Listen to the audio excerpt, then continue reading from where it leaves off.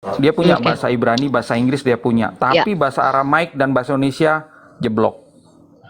Ya, ini bukannya Namanya saya, manusia. ini bukannya saya merendahkan ya, tapi saya Kalau hanya fokus kepada memberitahu. tentang Ya, Yeshua, pendapat Rita Wahyu menurut makanya, Anda gimana? Silakan. makanya Yeshua itu berbahasa Aramaik, di mana Dr. Rita Wahyu tidak punya kompetensi itu, gitu.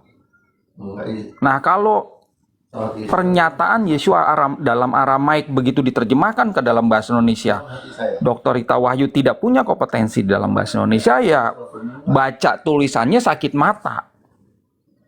Ya, Allah tidak bisa diganti dengan Allah. Allah itu ada bentuk tunggal, ada bentuk jamak. Bentuk jamaknya Allah. Sepakat.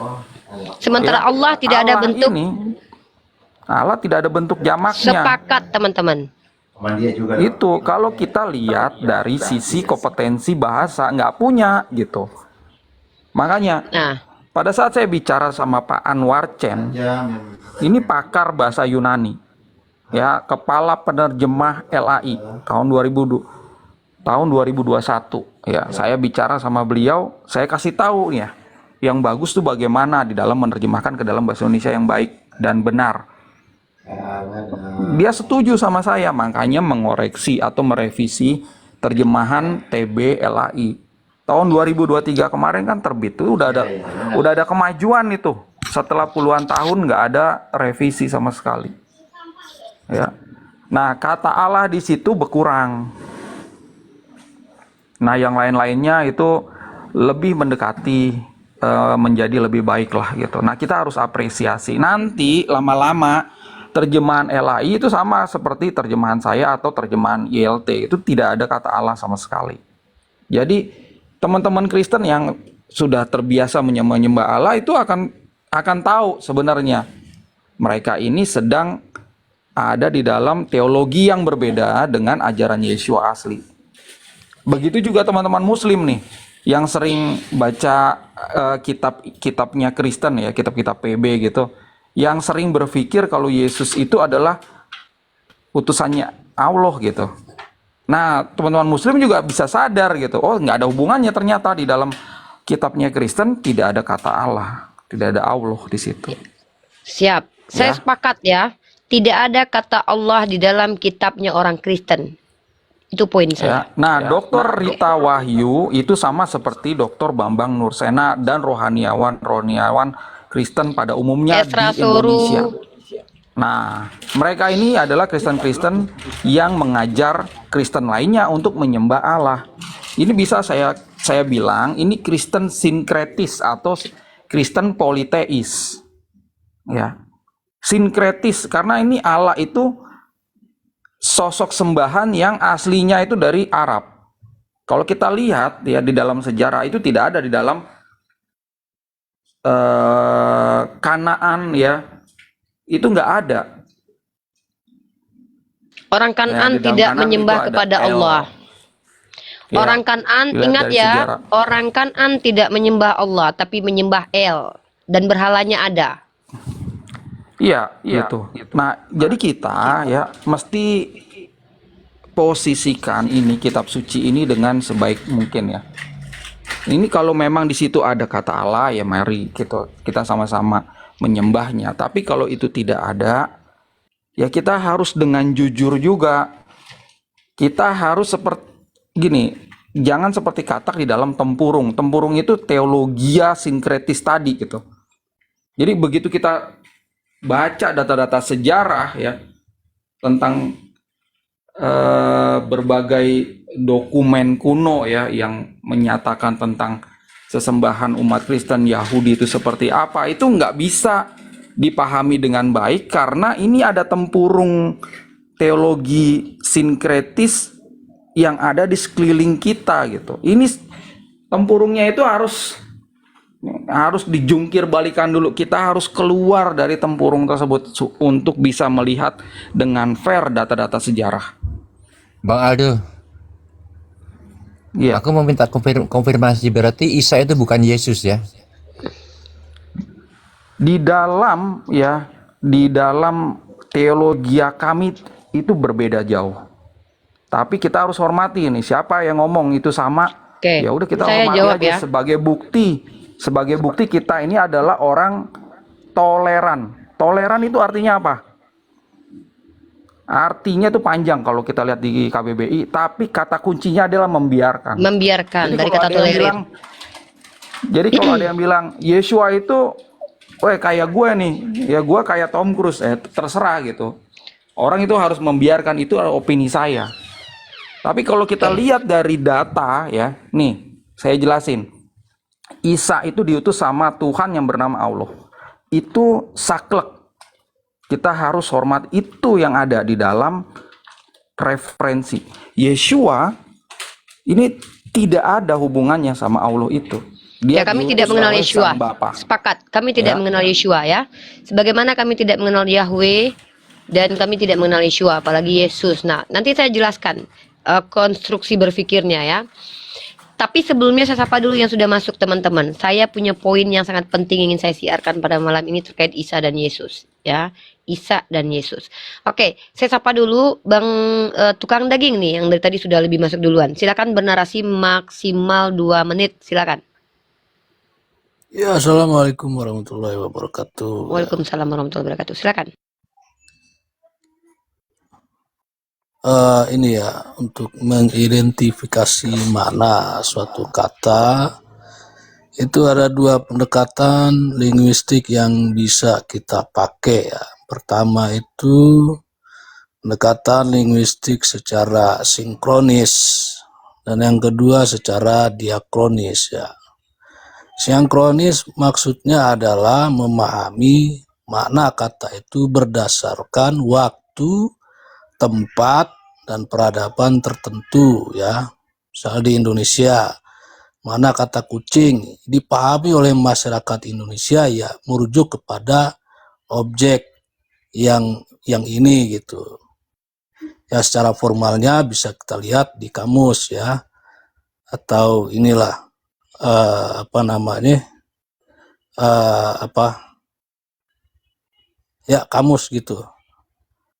Nah, kedua secara diakronis ya, di luar dari itu ya, waktu dan tempat peradaban tertentu itu. Nah, di sini ada perubahan-perubahan kata, termasuk perubahan makna yang sebenarnya merupakan asal-usul kata yang sama gitu. Ada yang terinfleksi, ada yang terderivasi. Terinfleksi maksudnya ya, kata itu ada perubahan sedikit, tetapi tidak berubah maknanya gitu. Sepakat. Nah, ada yang kemudian terderivasi ya. Ya, Dia terderivasi tidak berubah. hanya berubah, tetapi berubah maknanya juga sekalian gitu. Contohnya kata kalimat dari bahasa Arab ke bahasa Indonesia. Nah, itu derivasi itu ya. Nah, kalau konteks Isa itu ya seperti itu tadi.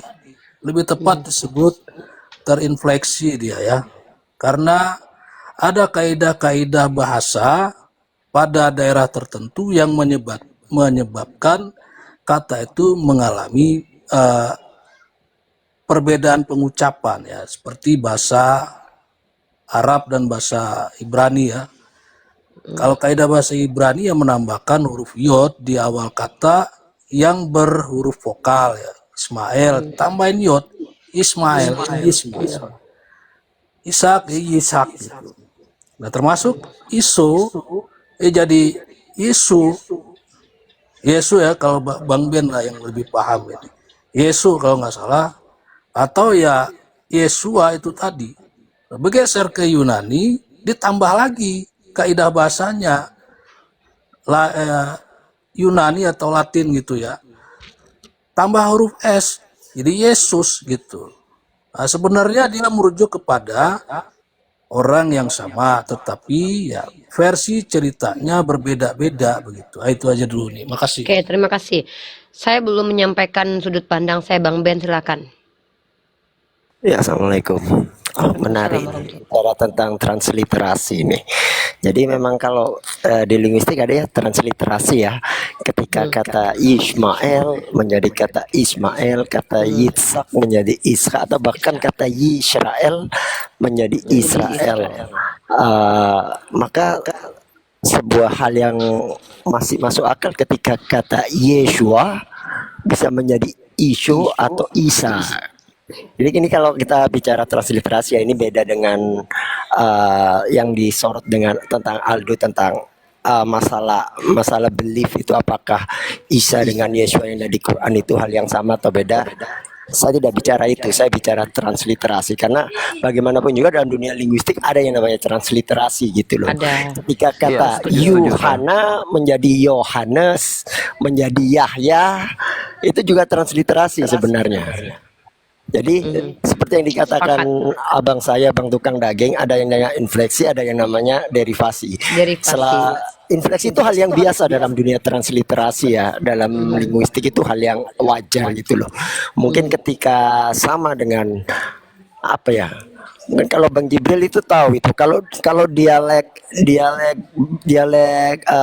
British UK dengan versus dialek Australia itu juga beda kan ya Bang Jibril ya. Kalau kita lihat beda itu. Pasti. Itu juga ada sedikit banyak transliterasi, tapi itu tidak Seperti merubah Malaysia dan makna, Indonesia gitu loh. juga ada Iya. perbedaan. Sama dengan ketika bahasa Melayu dengan bahasa Indo, transliterasi memang ada beberapa kata yang itu terjadi derivasi, berubah makna. Tapi kalau transliterasi secara umum biasanya memang nggak sampai merubah makna sih. Itu aja dulu nih. Nah, kita masuk ke ranah linguistik ya. Yeshua, Isoa atau Isa. Kita sepakati bahwa dalam ranah linguistik itu tidak menjadi polemik sebenarnya. Tapi kalau kita bicara tentang tokoh, tadi Mas Aldo sudah tidak sepakat dengan beberapa tokoh Kristen yang ada di Indonesia yang mengatakan salah satunya adalah Rita Wahyu, Bambang Nursena, Esra Soru, yang mereka membuat argumentasi bahwa sebenarnya yang dibicarakan ini tokohnya sama tapi perspektifnya berbeda. Nah, sebenarnya ini juga tidak menjadi masalah kemudian kalau seandainya Mas Aldo sebagai orang yang menolak sudut pandang ini paham tentang keyahudian. Yahudi mengatakan bahwa orang ini adalah nabi palsu. Kristen mengatakan bahwa dia adalah seorang nabi. Sebenarnya ini sama, perspektifnya berbeda, tokoh yang dibicarakan sama. Kristen katakan Zuma itu penyesat. Tapi orang Islam mengatakan dia adalah orang yang menyampaikan kebenaran. Yang dibicarakan sama nggak? Informasi tentang orang ini berbeda. Itulah yang disebut sebagai tokoh yang sama dibicarakan dengan perspektif yang berbeda. Nah, saya termasuk sepakat dengan pandangan beberapa skolar ini, entah Rita Wahyu, Bambang Nursena, apapun lah kritikan Mas Aldo terhadap kredibilitas mereka. Tapi saya termasuk untuk sementara saat ini ya, dinamis ya, ilmu pengetahuan itu dinamis. Saat ini saya masih sepakat dengan mereka. Tapi terkait tentang tokohnya, artinya di sini tokohnya sama yang dibicarakan, tapi informasinya beda. Sepakat nggak saya dengan informasi Bible? Tidak. Nggak sepakat, saya tidak sepakat bahwa Yesus itu melakukan hal ini, hal itu, hal ini, hal itu dalam perspektif Bible. Nggak sepakat saya. Jadi kalau kita bicara tentang bagaimana sudut pandang Uniriva, bahwa Yesus itu adalah utusan Tuhan. Loh, itu bukan sudut pandang Islamologi. Tapi itu sudut pandang Bible. Secara literal tertulis, eksplisit, tidak perlu ditafsir pun orang yang tidak sekolah pun paham bahwa Yesus itu mengaku sebagai utusan Tuhan, utusan Allah Bapa, yang adalah sembahannya Bani Israel menurut orang-orang Yahudi. Nah, sembahan ini apa? Ilah, Tuhan, God atau dewa. Ya tolong ya, kalian yang belajar bahasa-bahasa tolong di bawah jangan salah kaprah. Dewa sama dengan God sama dengan ilah. Allah, Eloah, Elohim. Nggak ada itu istilahnya Allah. Jangan menipu kalian di hadapan kami. Nah, jadi artinya apa? Bahwasannya kami umat Islam ini membantah perspektif Yahudi dan Kristen. Contoh, kami tidak terima, tidak sepakat. Tapi ketidakterimaan kami tidak kami tunjukkan dengan ngamuk-ngamuk ke orang Yahudi. Tonjok-tonjok orang Yahudi, tidak. Masuk ke ranah toleransi, membiarkan. Tapi kami ketika di ruang publik kami sampaikan argumentasi. Salah. Orang yang dipanggil orang Yahudi Yeshua, dipanggil oleh orang Syriak Ishoa, dipanggil orang Arab Isa, dipanggil orang Indonesia Yesus, dipanggil orang Inggris Yesus, itu bukanlah pengkhianat, nabi palsu, dan penghujat Tuhan. Seperti yang dituduhkan orang Yahudi. Kan begitu? Loh, dasarnya apa? Ternyata dikonfirmasi. Al-Quran katakan bahwa tokoh bernama Isa ini adalah orang yang mana dia utusan Tuhan membawa ajaran benar. Nah, kemudian kami juga tidak sepakat kalau ada pernyataan dari umat Kristiani yang mengatakan bahwa dia itu Allah, karena berdasarkan linguistik itu sudah salah kaprah. Lalu dikatakan dia Rabbul Alamin. Berdasarkan Bible kami minta bukti. Loh, mana dia Rabbul Alamin? Mana data dan dalil yang menunjukkan dia Rabbul Alamin? Justru kami kok bertemu dalam Bible itu dia mengaku bahwa dia itu bukan orang yang memiliki kuasa baik di bumi maupun di akhirat. Lu datanya mana Unirifa? Pengakuan dia sendiri. Mari kita nanti masuk dalam ranah teologi diskusinya. Ini nanti perang ayat, perang pemahaman, panjang perjalanan kita. Kita tidak mau sampai ke situ karena yang ada di sini adalah orang-orang yang tidak suka dengan hal seperti itu. Bang Jibril lebih senang bahas sesuatu yang lebih fundamental. Kita kritisi sumbernya. Nah, sebelum ke Bang Jibril, saya kasih Bang Jibril waktu untuk nanti tentang kata Allah dan juga tentang Yesus dan Isa. Artinya apa? Umat Islam itu adalah umat yang diberitahukan bahwa Nabi ini dipanggil dengan sebutan Isa. Al-Masih gelarnya. Dia adalah seorang putra Maryam. Bukan ibnu Allah. Bukan ibnu seseorang. Bukan ibnu pria manapun. Tapi ibnu Maryam. Kalau kalian katakan bahwa Al-Quran itu salah, maka kalian bantah kebenaran Al-Quran. Sesuai dengan yang saya katakan tadi. Standarisasi kitab suci. Masuk karena critical text. Gitu loh. Ya. Masuk karena ini nanti. Apa definisi kitab suci? Apa definisi wahyu? Masuk karena itu, masuklah karena kajian ilmiahnya. Ya. Begitu teman-teman. Jadi jangan dicampur adukan semuanya. Saya katakan bahwa Yesus bukan Nabi Isa. Saya sudah pernah bilang loh. Saya sepakat dengan itu. Saya tidak percaya Nabi Isa terkutuk. Saya tidak percaya Nabi Isa itu sempat-sempatnya dilecehkan secara seksual oleh orang-orang Romawi. Bayangkan. Tapi saya percaya tokoh yang diceritakan oleh ketiga agama ini adalah orang yang sama. Itu pemahaman saya. Nanti kalau kita mau uji pemahaman boleh. Kok bisa? Alasan saya seperti apa? Seperti itu datangnya dari mana? Kita masuk ranah dialektika nanti. Tapi kita masuk ke dalam ranah ini dulu nih. Kata Allah, Isa dan Yesus. Yang mana nanti Mas Aldo tadi sudah saya pertanyakan terkait tentang Allah itu adalah nama dewa. Lalu dia mengkonfirmasi bahwa itu dia mengambil literasi menurut para scholar yang mengatakan nama dewa, sementara saya sudah minta bukti. Ada nggak berhalanya Allah? Tidak ada sama sekali. Nah, silakan saya kasih waktu Bang Jibril. Silakan poin mana yang ingin Bang Jibril jelaskan, entah kata Allah, entah Yesus dengan Isa. Silakan Bang Jibril, waktu dan tempat saya persilakan.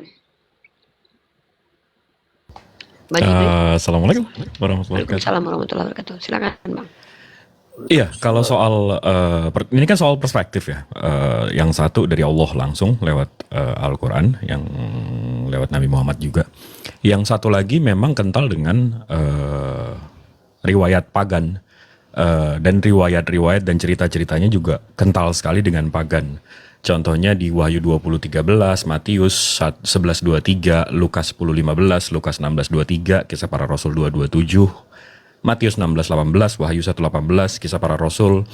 Itu di situ memuat nama-nama dewa pagan sebelum ini, sebelum Yesus atau zaman Yesus atau abad 1. Habis itu dari sumber yang valid, ini dari UNESCO, itu juga menjelaskan bahwa memang tempat kelahiran Yesus yang dibangga-banggakan yang di Bethlehem itu juga rupanya di dalam goa yang memang sama persis seperti dewa Zeus. Sementara penceritaan dalam Al-Quran itu di bawah pohon kurma. Jadi memang yang satu diceritakan oleh Tuhan yang Abrahamik, Tuhannya Ibrahim, sementara yang satu diceritakan oleh oknum-oknum pagan yang kita bisa lihat hasilnya.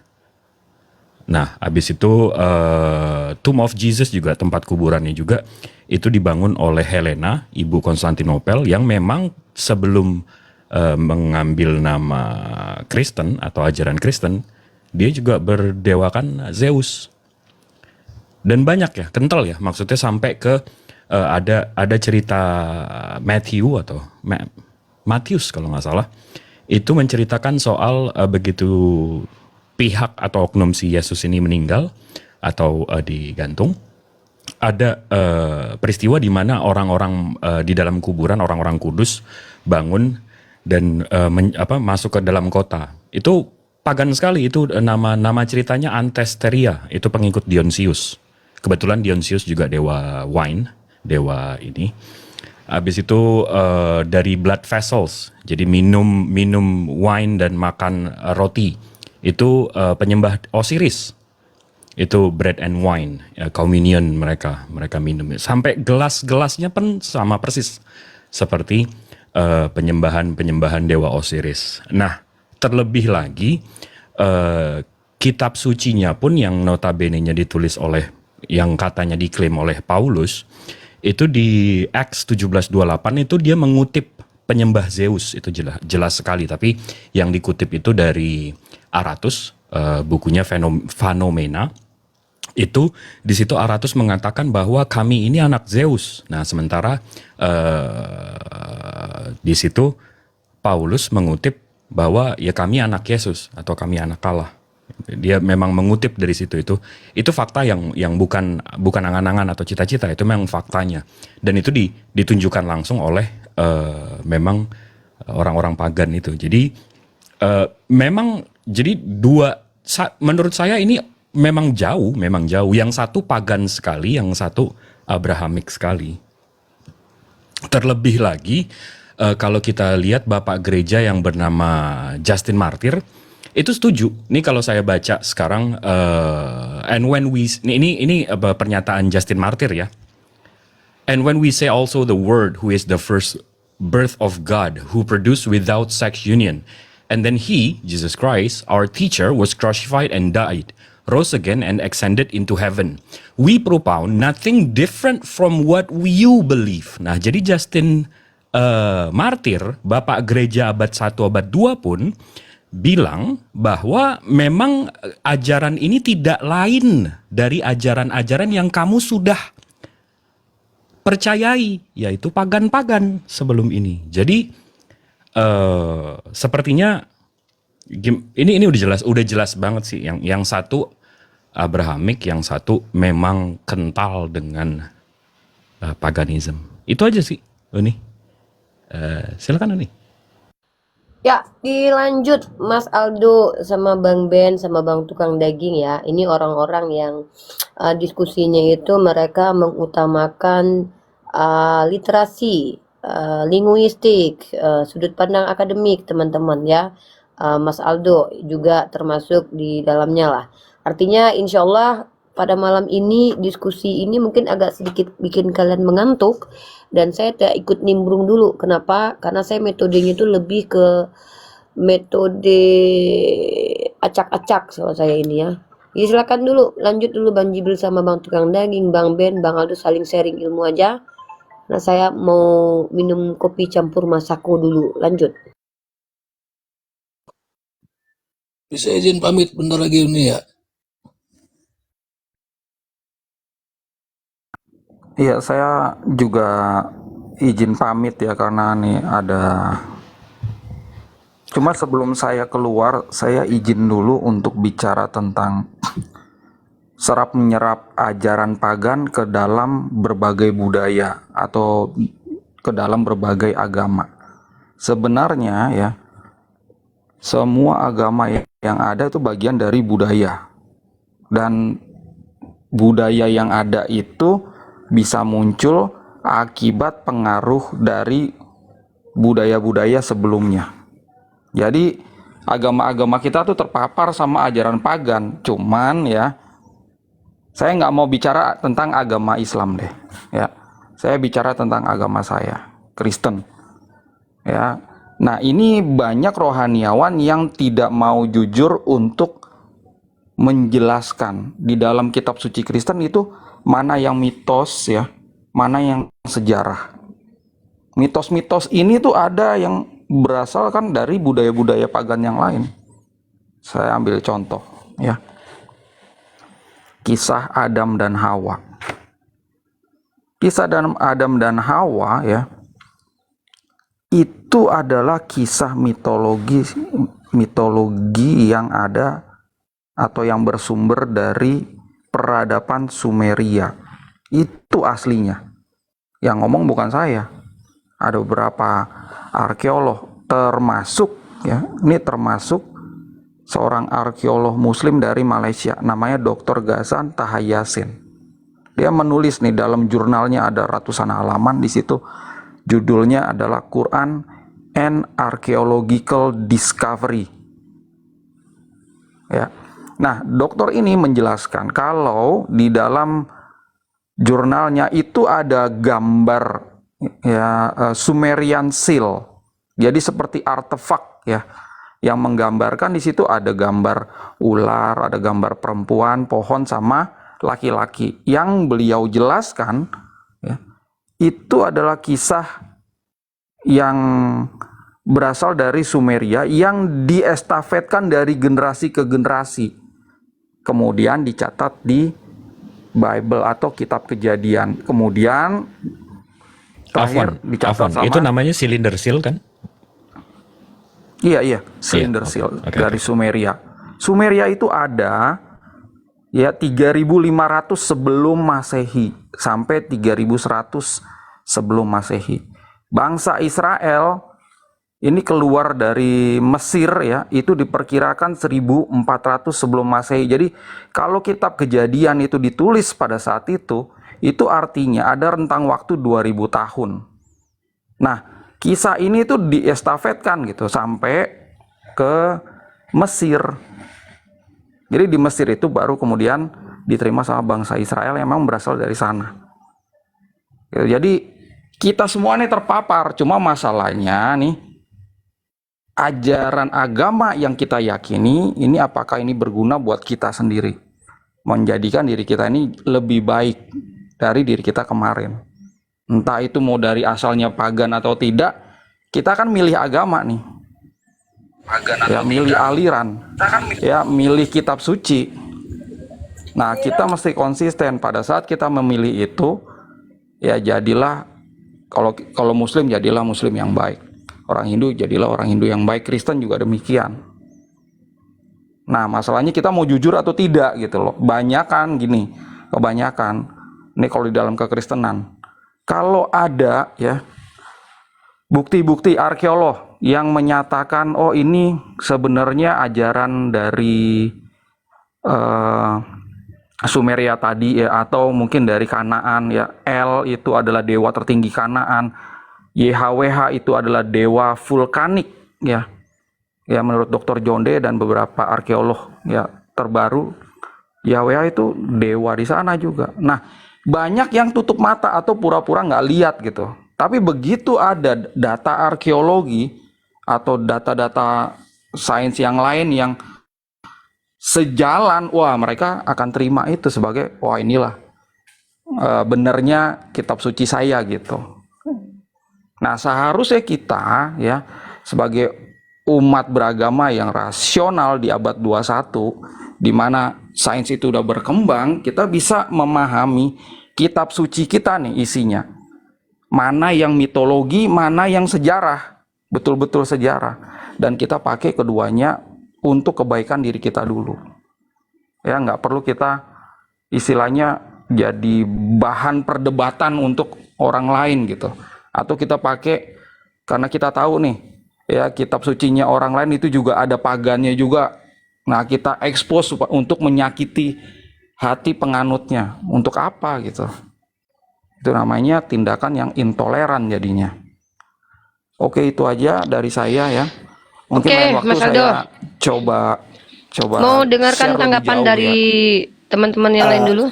Bentar, izin menarik ini Saya sebelum turun Aldo, sebelum turun. Anggap aja lah kisah mulai Adam, Hawa, termasuk penciptaan manusia yang dikatakan dari tanah atau debu tanah itu adalah sebuah mitologi atau mitos. Terus motivasinya apa sih? Kok kok cerita mitos itu harus diinjek masuk ke dalam kitab suci? Apa sebenarnya Nah, ini motivasinya? pertanyaan kalau menurut bagus kamu? ya. Ini pertanyaan bagus, pertanyaan S2 lah gitu. Jadi bangsa Israel itu adalah bangsa monoteis setelah kaum ada kaum di Mesir ya. Kaum Aten itu yang monoteis gitu. Cuman ya, mereka ini hidup di sekeliling bangsa politeis. Ya, dan kisah-kisah di politeisme itu juga ada kisah penciptaan alam semesta, penciptaan manusia dengan berbagai versinya. Versi Sumeria beda sama versi Mesir, beda sama versi Babilonia. Nah, bangsa Israel ini kan beda, monoteis.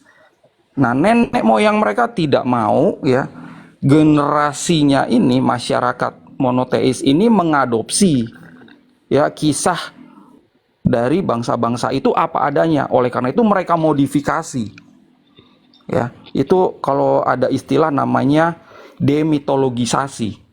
Jadi diserap ya, memang dari cerita dari budaya yang lain nih diserap, tapi pada saat itu diajarkan itu dikosongkan, maknanya diisi sama makna yang baru. Jadi isinya adalah itu sebenarnya kisah-kisah mitologi atau kisah-kisah rakyat yang isinya pesan moral kebaikan. Misal kalau kita lihat kisah Adam di dalam kitab Beresit itu Adam manusia pertama dari tanah. Itu artinya manusia ini tidak boleh sombong. Ya, dia diperintahkan untuk boleh makan pohon ini, tapi nggak boleh makan ini. Sebentar, Mas Aldo. Manusia, Dari penjelasan Anda itu berarti Anda sepakat bahwa orang Bani Israel itu menjadi tradisi bagi mereka untuk menambahkan cerita-cerita mitologi ke dalam kitab suci mereka. yes, yang ngomong kayak gini itu bukan saya, Dr. Nahum Sarna. Scientific itu adalah terbukti begitu. iya. Scientific, Ini oke. kita nih ya. Siap. Kita ini tidak dari tanah. Kita ini evolusi dari spesies Jangan materinya dulu. sebelumnya. Saya paham. Ini saya bicara. Enggak. Ya, saya bicara tentang info. sejarah, antropologi sejarah manusia. Ya, dengan berbagai budayanya dan agama hasil dari budaya tersebut. Dr. Nahum Sarna menjelaskan dengan jelas, kejadian 1 sampai kejadian 11 itu adalah kisah kiasan atau mitologi. Ini adalah doktor Judaism ya, Rabi Yahudi dan juga seorang pakar Ancient Near East. Jadi emang cukup fair dia menjelaskan Itu ada di dalam kitab sucinya sendiri. orang Yahudi dan umat Kristen. Iya, gitu. Brother. Kebetulan Artinya kisah-kisah Kebetulan, mitologi ya. itu ada di dalam kitab sucinya umat Yahudi dan Kristen. yes gitu. Kebetulan Thank you. ya. Khusus untuk Adam dan Hawa ada juga nih diliput di Quran gitu. Jadi sama lah kita sebenarnya, cuman ada Oke, yang mau nanti saya jawab. mengakui mau istilahnya tuh betul-betul mengakui itu, tidak nutup-nutupin. Tapi ada yang memang ini jujur seperti ini, apa adanya, seperti ilmuwan-ilmuwan itu yang tetap untuk memilih teis dengan agamanya masing-masing. Dr. Nahum Sarna itu Oke. dia adalah seorang rabi sampai dia mati. Oke. Ya, dia nggak menjadi Enggak. ateis. Saya langsung begini deh. Menurut Anda metodologi apa yang digunakan kira-kira? Metodologi apa yang bisa kita gunakan kira-kira untuk kita yang hadir di tahun 2024 ini? Untuk membedakan mana mitologi, mana fakta yang benar yang datang dari Tuhan. Kalau Anda adalah orang yang bertuhan, silakan dijawab metodologinya. Saya butuh metodologinya. Oke, pada saat kita membaca kitab suci, kita bandingkan dengan data arkeologi di luar kitab suci. Itu cara Artinya kitab suci itu disandarkan kepada data arkeologi. ya data arkeologi atau data sains modern. Jadi Iya. gini, ya sebagai contoh, ya ada yang itu jelas-jelas itu adalah mitologi. Ada yang sejarah, ya berarti bukan mitologi, tapi ada yang abu-abu. Nah, yang mitologi itu contohnya tadi ya, penciptaan alam semesta, ada 6 hari 7 hari Tuhan beristirahat, itu mitologi. Dari mana Anda tahu kalau Ya. itu mitologi? Dibandingkan dengan data sains yang ada sekarang. Scientific adalah metodologi mencari tahu dengan analisa penelitian.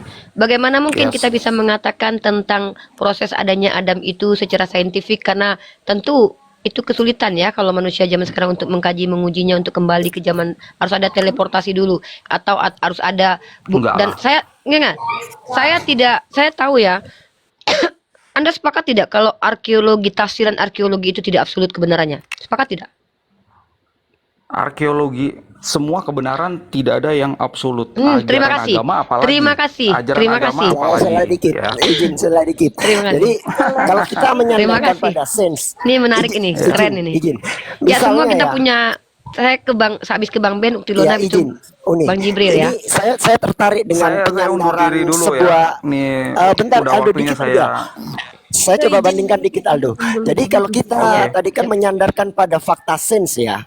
Misalnya ketika penciptaan semesta, ketika dulu Immanuel kan bilang steady state teori, bahwasanya semesta itu tidak mengembang tapi dia steady, dia apa Dinamis adanya dia. seperti itu, tidak berkembang. Tapi semakin ke sini akhirnya ketika Edwin Hubble menemukan teleskop, oh ternyata semesta itu mengembang gitu loh. Dinamis, Artinya Bang di Ben. sini yang namanya sense itu sendiri Itu dinamis. Dinamis. Betul. Sense Yes. itu bukan No absolut. absolute, not absolute. Iya, bukan Ya, absolut. itu setuju. Ya, jadi Oke, mantap. makanya ini buat saya menarik gitu. Gua Ketika ngerti. kita menyandarkan kebenaran kitab suci pada sebuah kebenaran yang tidak absolut gitu. Ini Ya sama menarik. seperti ya ini sama seperti kitab begini. suci tidak. Itu bukan Nah, itu kebenaran nanti, yang absolut. itu ya. nanti. Saya gini. Saya akan jawab itu nanti, Mas Aldo dari sisi orang berteologi, orang beragama ya. Tapi nanti Anda sayangnya kan mau turun nih. Teman-teman, saya belum menyampaikan ide dan gagasan saya terkait argumentasi Mas Aldo terhadap saintifik dan juga kitab suci ya. Nanti saya sapa dulu Uktilona. Assalamualaikum warahmatullahi wabarakatuh. Alfi maaf ya, Uni langkahi dulu. Uktilona silakan, jarang-jarang beliau naik. Silakan, sampaikan your point. warahmatullahi wabarakatuh. Oke, makasih Uni. Saya tertarik untuk naik karena Bang Aldo tadi menyebut beliau turun. Aduh, padahal saya mau bantah tuh sebenarnya. Ada poin Banyak penting kan? yang ya. Mohon maaf ya Bang Aldo, sayangnya Anda tadi ada poin penting yang sengaja sepertinya Anda sembunyikan dan saya izin untuk Yes. mengungkapkan ini.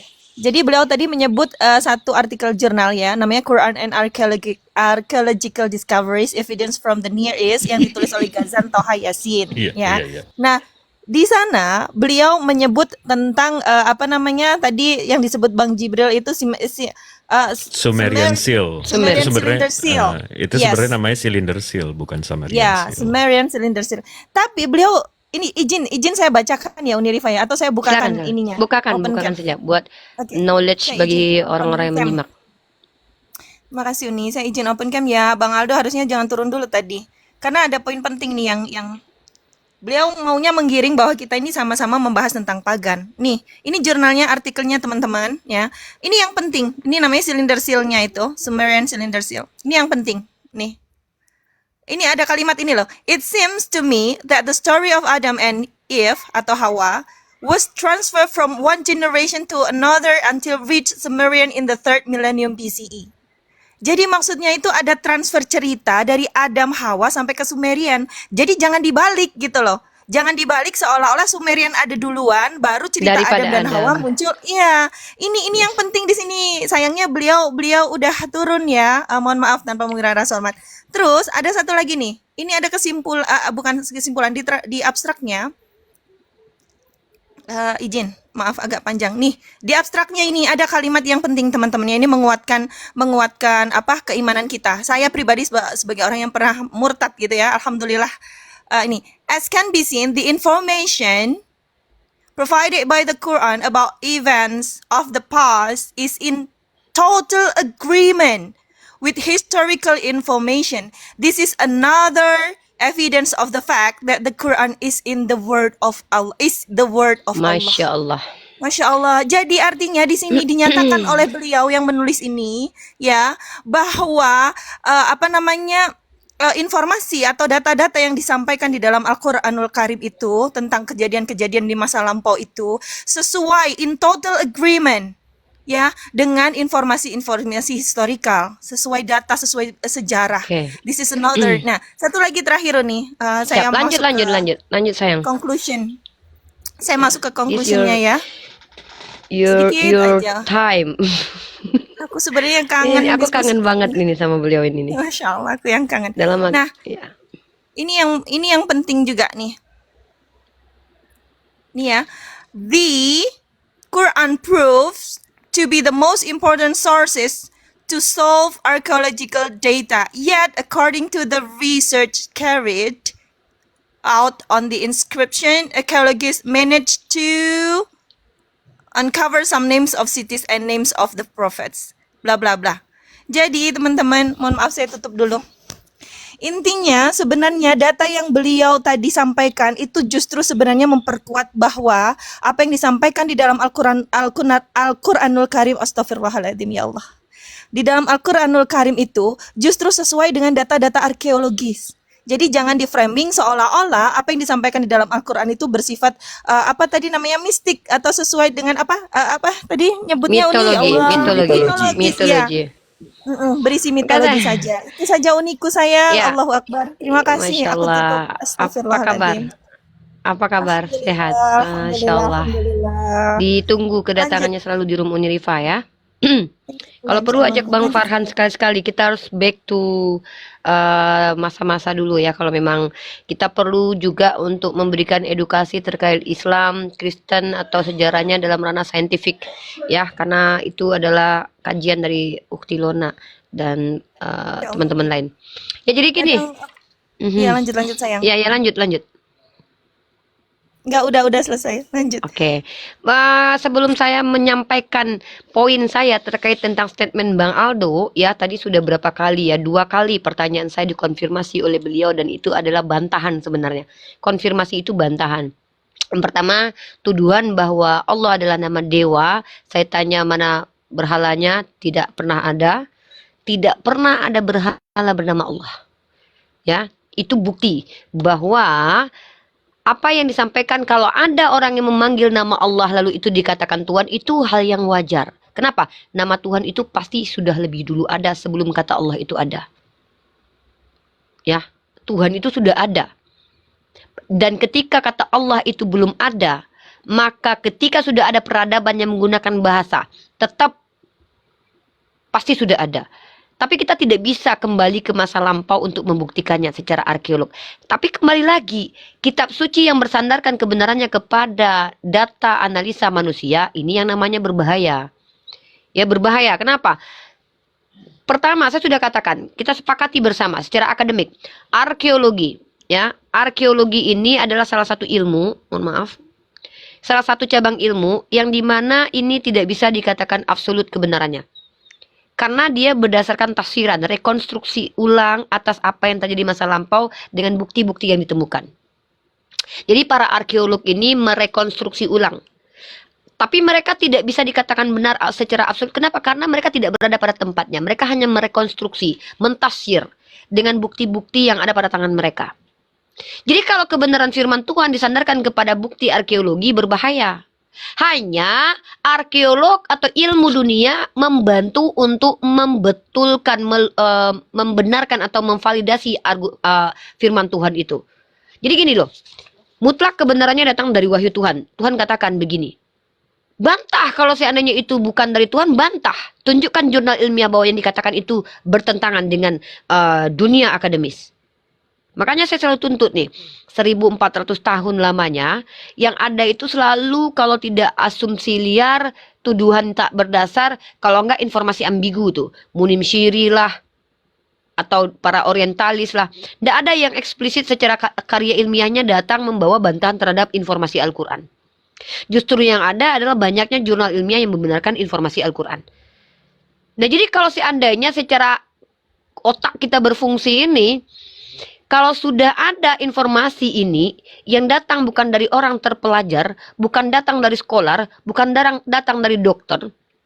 Karena kalau ini adalah diberikan oleh dokter, maka ini bisa dikatakan sebagai karya ilmiah. Dan ini pun masih dinamis ini. Kalau ada teori baru bisa dibantahkan nih.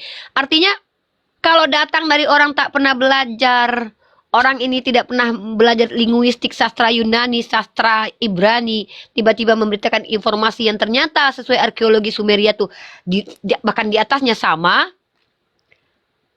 Lalu dari mana orang ini dapat info? Dari mana? Pakai ini kita. Nah inilah konsep agama Samawi dengan Inilah setiap langkahmu, karena di sanalah keajaiban sejati tersembunyi. Kesulitan adalah guru terbaik yang mengajarkan kita tentang kekuatan dan ketabahan. Jangan takut gagal, karena setiap kegagalan adalah pijakan menuju keberhasilan. Jangan biarkan bayangan masa lalu mengaburkan sinar harapan masa depan. Hiduplah di saat ini, dan bangunlah impianmu dengan keyakinan yang kuat. Ketika pintu kebahagiaan tertutup, pintu yang lain akan terbuka. Tetapi seringkali, kita terlalu lama melihat pintu yang tertutup, hingga tidak melihat Buktinya mereka percaya bapak mereka itu adalah orang yang menyetubuh ibunya dan spermanya adalah hasilnya mereka, tapi mereka tidak pernah itu tes DNA. Artinya mereka percaya yang goib. Mereka tidak pernah berada di saat ibunya tidur dengan ayahnya, tapi mereka panggil itu bapaknya dengan papa. Ini manusia. Jadi saya katakan kalau orang-orang tes tidak percaya yang goib itu bohong banget. Secara saintifik pun ada istilah partikel God. Jadi makanya saya katakan, kalau kita mau membuat sebuah argumen itu jangan ambigu. Kalau Mas Aldo tuh ambigu. Ketika dia katakan begini, menurut seorang dokter bahwa dikatakan bahwa Allah itu adalah Tuhan, dewa pagan. Lah, berhalanya mana? Kalau tidak ada berhalanya nggak bisa dikatakan pagan. Karena definisi pagan apa? Nggak sesuai dengan definisi dong. Nggak bisa. Terus apa lagi tadi? Mitologi. Saya minta tadi, mitologi itu apa secara definisi? Secara linguistik. Nah, kalau kita bicara mitologi adalah informasi yang tidak jelas sumbernya, tapi dipercaya. Ini masuk dalam mana folklore ya. Folklore ini ilmu yang tradisi turun-temurun yang kadang kita tidak tahu mitologi, apakah itu sejarah sebagian dongeng. Cuma sebagian orang yang tahu kalau folklore. Enggak, Ya, tapi ya, tadi yang menarik tuh yang tadi saya angkat soal paganisme itu, soal ada beberapa nama dewa di dalam kitabnya. Habis itu tempat lahir Yesusnya itu orang-orang pagan yang membuat. Habis itu ritual-ritual seperti Anasteria itu pagan juga. Habis itu roti dan wine itu pagan juga. Dan quotes yang di dalam Bible itu diambil dari penyembah-penyembah Zeus dan pagan juga. Itu nggak disentuh sama sekali malah. Tapi dia lari bang, dia coba untuk remis bang. Dia bilang bahwa setiap agama itu juga ada kaitannya dengan budaya. Kalau itu saya sepakat, tapi jangan katakan setiap budaya itu pagan gitu loh. Ya. Jadi kadang-kadang ini loh, bahasanya Mas Aldo ini seolah-olah kita dia mau menyamakan nih antara pagan. Sebenarnya dia membenarkan kepaganan itu ada di Kristen Manjibril. Ya, sebenarnya dia membenarkan. Bahkan dia supaya menganggap oke, kita sama aja, beliau masuk ke ranah remis. Apa bahwa betul. Tidak betul. bisa begitu. Tidak ada bantahan. Itu Vergoso. Kan tidak ada bantahan. Nah, lalu beliau lari mengatakan bahwa setiap agama kita ini semuanya berdasarkan budaya. Loh, budaya itu tidak semuanya pagan. Contoh, budaya Idul Fitri itu budaya pagan nggak tuh? No. Maka kita identifikasi, ada tidak di Islam ini budaya pagannya? Nanti disebut nih, oke, kalau begitu itu mengelilingi Ka'bah itu budaya pagan. Lah, agama pagan mana yang mengelilingi Ka'bah? Oh, itu agama Sumeria misalnya. Mari kita identifikasi lagi, mereka dapat dari mana? Jadi kalau ada orang yang percaya bahwa Abraham itu datang dari Tuhan, maka tolong juga ikat pemahaman kalian. Yang namanya ajaran yang datang pertama sekali, yang dibawa oleh Abraham, itu berpotensi diselewengkan.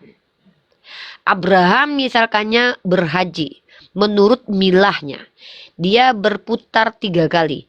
Maka kalau seandainya muridnya mengajarkan ke negeri lain, itu bisa nanti disinkretismekan, dilakukan penyesatan. Jadi kalau ada ternyata agama baru yang ada putar-memutarnya, lihat timelinenya. Yang lebih dulu siapa? Abraham. Maka Abraham yang benar. Ini yang ngikutin. Nah, lalu bagaimana dengan Islam? Saya tidak pernah membantah bahwa Islam ini adalah agama yang melanjutkan tongkat estafet. Karena Islam ini secara esensi sudah ada sejak Adam hadir. Secara historis di tangan Nabi Muhammad. Kenapa? Karena Nabi Ibrahim sendiri Muslim. Maka kita lihat nih, ketika berkeliling bertawaf itu, para pagan Quraisy itu ritualnya ikuti siapa? Mereka ikuti Bani Ismail ternyata. Nah, cara ini sudah dilakukan tidak sama Bani Israel. Ternyata kita temukan dalam literasi mereka sendiri. Daud juga melakukan hal yang sama. Kalau mau mengatakan ini tradisi pagan, ya terima kenyataan bahwa Daud itu pagan. Begitu caranya. Tapi kita umat Islam selalu kita percaya para nabi itu diutus berkesinambungan, timelinenya bergantian karena Allah itu Tuhan yang adil ya. Bentuk keadilan Tuhan itu adalah dengan tidak membiarkan elemen manapun itu tersesat. Jadi mau timelinenya itu tahun 1000, tahun 2000, tahun 3000, Allah utus orang-orang yang akan membawa kebenaran itu. Dari kalangan para nabi yang jumlahnya ribuan ratusan, sampai kepada Rasul yang jumlahnya juga ratusan. Artinya apa? Dalam kitabnya Yahudi sendiri, para rabi Yahudi mengkonfirmasi sebagai bentuk keadilan Hashem. Hashem mengutus nabi untuk bangsa lain. Masalahnya mereka tidak percaya bahwa nabi yang untuk mereka itu datang dari bangsa lain, harus dari bangsa mereka. Maka untuk bangsa lain mereka percaya itu juga dari bangsa lain. Ini keyakinan Yahudi. Selaras tidak dengan Al-Quran, hampir mirip tetapi tidak seperti itu. Dalam Islam kita percaya bahwa Allah mengutus nabi dengan menggunakan bahasa kaumnya. Maka ketika ada satu golongan umat yang tidak datang risalah kenabian kepadanya, mereka disebut sebagai ahlul fatrah. Allah bersikap adil dengan cara apa? Memaklumi mereka, tidak diberikan syariat. Kalau mereka tidak ikuti syariat itu mereka dimaklumi. Nah, jadi bagaimana kemudian tentang pagan memagan ini? Mari kita bahas pakai metodologi kita. Maka buktikan bahwa ajaran pagan mana yang diikuti oleh umat Islam. Seperti yang disampaikan Bang Jibril tadi. Kalau Kristen, mari kita bahas one by one. Dalam kitabnya orang Kristen sendiri, Paulus mengutip perkataan Aratus atau perkataan Epimenides. Yang ternyata terdeteksi secara saintifik, dia adalah tokoh filsafat dalam ranah pagan Yunani yang erat hubungannya dengan Zeus. Lalu kemudian liturginya. Kok ada kemiripan dengan pagan yang tidak ada kaitannya dengan Abrahamik. Tapi kalau liturginya Islam, kok mirip dengan ajaran yang datang dari Abrahamik? Ya wajar. Wajar. Kalau dikatakan bahwa ajaran yang identik dengan Islam yang hampir sama dengan Abrahamik adalah pagan, akui kalau Abraham itu pagan. Masalahnya orang yang percaya bahwa Abraham itu datang dari Tuhan, kok malah membantahi ritual Islam ini yang sejalan dengan ritual Abrahamik gitu loh. Maka Islam sudah tegas, Al-Quran katakan. Ketika Bani Israel ini diperintahkan, itu perintahnya sama. Sholat, jangan melakukan kezoliman, patuh kepada orang tua, zakat. Bahkan mereka diperintahkan untuk seperti puasa, ada hajinya juga. Kalau mereka menggunakan kata cagak, kemudian atau pergi datang ke ziarah. Ada istilahnya itu. Mereka juga punya liturgi itu. Maka bagaimana mungkin Islam dikatakan terdistorsi dengan ajaran pagan? Mana ajaran pagan mana? Ajaran Sumeria mana yang diikuti oleh Islam? Yang tidak ada kaitannya dengan Abrahamik. Kan begitu. Gitu loh cara diskusi ya. Jadi Mas Aldo tadi tuh blunder di data skolar sejarah yang dia bawa bahwa Allah adalah nama dewa. Ketika tidak ada satu pun berhala dari nama Allah, pantaskah dikatakan bahwa nama Allah itu adalah nama dewa? Ada dewa yang tak berbentuk. Hanya Tuhan yang tidak berwujud, yang tidak berbentuk itu tradisinya Abrahamik. Di luar itu rata-rata Tuhannya berbentuk, berteofani, menjuantahkan diri, menjadi makhluk. Hanya golongan Abrahamik dan para nabi-nabi Israel lah yang memperkenalkan Tuhan tak berbentuk. Dan sekarang turunannya adalah Islam. Saya tidak sepakat bahwa Islam ini adalah turunan agama Yahudi, tidak sepakat. Tapi melanjutkan tongkat estafet ajaran kenabian Nabi Israel, saya sepakat. Begitu. Ya, silakan Alfi, ada yang mau sampaikan? Ya, Ada Assalamualaikum yang mau? Waalaikumsalam warahmatullahi. Silakan. Waalaikumsalam warahmatullahi wabarakatuh. Nggak ada yang mau disampaikan. Lanjut aja dulu, Uni. Ya, jadi saya mengajak, kenapa mungkin teman-teman di bawah DM-nya tuh banyak ke saya bahwa Mas Aldo menghujat bla bla bla. Gini teman-teman ya, sebaik-baiknya umat Kristiani, Pandai-pandainya dia mengendalikan dirinya. Percayalah teman-teman, ketika sudah berbicara ranah iman, yang adalah hal yang sangat fundamental, yang akan menyentuh hati naluri seseorang, mustahil dia akan bertahan dengan sisi baiknya itu. Maka pasti dia akan melakukan counter. Nah, upaya mengcounter ini adalah upaya yang manusiawi. Ketika dia katakan bahwa Allah adalah nama dewa, menurut scholar, yang scholar ini kita tidak tahu backgroundnya apa, kita juga harus kritisi. Maka kita tidak perlu emosi. Kenapa saya tidak mau emosi menghadapi Aldo? Kan saya sudah katakan, siapapun orangnya di sini termasuk para ateis, kalau dia membaca literatur, dia memberikan kepada kita literatur, dia memberikan mentransfer knowledge ke kita. Kita hargai dia. Saya letakkan dia di tempat yang saya akan diskusi santun dengan dia. Tapi ketika sudah mulai penghujatan dia bawa, maksudnya adalah klaim-klaim yang tidak ilmiah, kemudian dipaksakan, dan itu bisa jadi. Kalian tahu sendiri bagaimana saya. Jadi begitu teman-teman ya. Ya, saya tidak bilang Aldo Romo ya guys, karena memang dia bukan Romo lagi. Itu yang paling penting. Ya, silakan mungkin ada yang mau disampaikan buat Bang Jibril mungkin? Nggak ada, saya cuma kecewa tadi pagannya nggak disentuh sama sekali. Tapi Loh, ini kok saya nge-lag ya? Iya, nge-lag tuh. Ini matiin dulu kameranya. Bentar, Jelek bentar. banget itu posisi. Handphonenya nggak bisa dipegang dia apa-apain. waduh, coba dilus-lus tuh, kayaknya kepanasan tuh. Waduh, gimana dong? Close cam aja dulu. Nggak bisa dia apa-apain handphone aku. Bentar. Ya udah di ini aja. Tombol Waduh. power Ih, off gila, on. nggak bisa dia apa-apain, serius.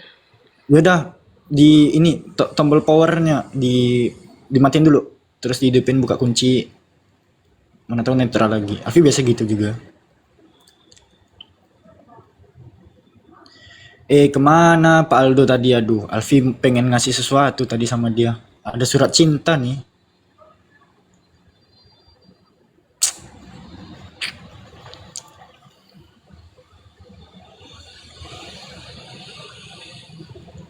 Halo, Kak Budi.